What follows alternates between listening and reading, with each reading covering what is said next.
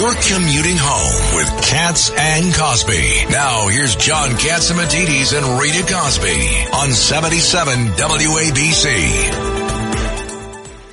And you guys joining us now, we have Congressman Mike Lawler. He is on the House Foreign Affairs Committee. And Congressman, the committee just subpoenaed Antony Blinken for refusing to testify over Afghanistan, the dismal withdrawal.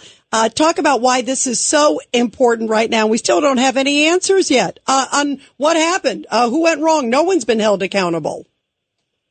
Well, obviously, Rita, since we've taken over the House over the last 20-plus months, we have really worked to hold the administration accountable. We've held numerous hearings on the disastrous withdrawal in Afghanistan. Kamala Harris says she was the last person in the room with Joe Biden. Well, Kamala Harris and Joe Biden own this disaster that resulted in the death of 13 U.S. service members. And Kamala Harris still to today has not met with the Gold Star families. It is disgusting and disgraceful. And we have sought to hold this administration accountable. And Antony Blinken has testified previously, but there are still a lot of unanswered questions. The administration has refused to take responsibility, trying to blame former President Trump for the withdrawal. The reality is that the agreements that were negotiated were conditions-based.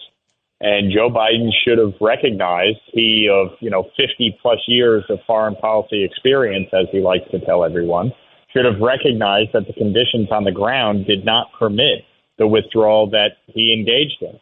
And we not only lost 13 U.S. service members, it resulted in the death of many. It resulted in hundreds of Americans being left. It resulted in thousands of Afghanistan interpreters and those who supported us during the war on terror being left in Afghanistan with the Taliban because of the way that Joe Biden and Kamala Harris handled it. And so we are trying to get to the bottom of it. We want answers.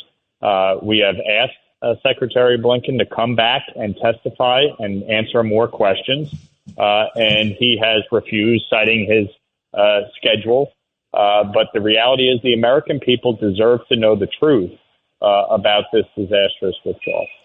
Congressman Mike Lawler, I think about, too, obviously it was horrendous. And the loss of the 13 U.S. service members, there is no price on that. I mean, I think of their families so much who have come out and just have been heartbroken and haven't gotten, as you said, even a call from the administration.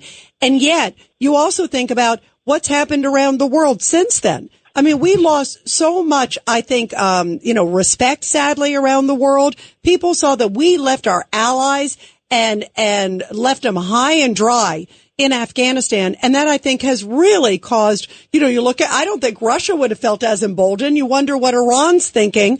They're thinking America's going to walk away and leave equipment and leave it such a mess. There were so many repercussions after that withdrawal.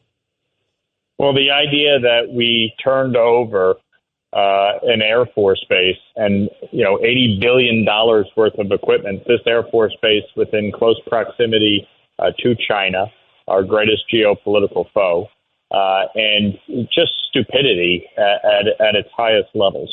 And obviously, Joe Biden's weakness and Kamala Harris's weakness as president and vice president has invited the crises that we have seen on the international stage.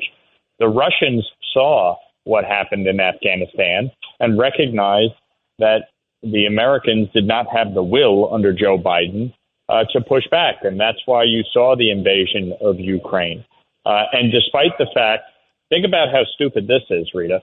Despite the fact that we are supporting Ukraine, we're spending billions of dollars. Europe is spending billions of dollars. You know what else Europe is spending billions of dollars on? Russian gas. Why? Because Joe Biden and Kamala Harris are opposed to domestic production of energy here in the United States. In addition, you look at what they've done with Iran. Iran was broke at the end of the Trump administration. And what did these jokers do? They lifted sanctions on the purchase of Iranian petroleum against China. So China has purchased 90% of Iran's oil, up over $100 billion over the last 3.5 years. That is the money that is being used to fund Hamas, Hezbollah, the Houthis, and the Iran nuclear program. It is shameful what has happened on the world stage under Kamala Harris and Joe Biden, and they have made us a laughing stock, frankly. Yeah, sadly. I agree, sadly. And boy, as you point out, there are so many repercussions. Congressman, thank you so much for joining us. We really appreciate it. Thank you. Thanks for having me. Thank you.